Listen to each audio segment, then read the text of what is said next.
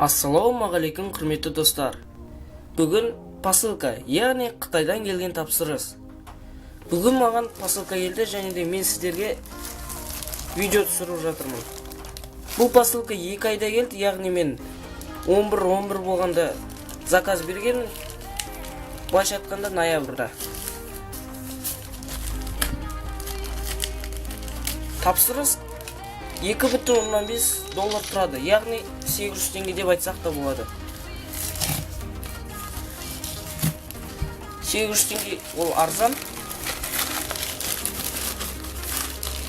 ал салмағы 10 грамм.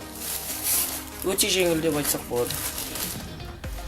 Мен осындай Virtus Pro'ның ковриг келді, яғни мышкаға арналған.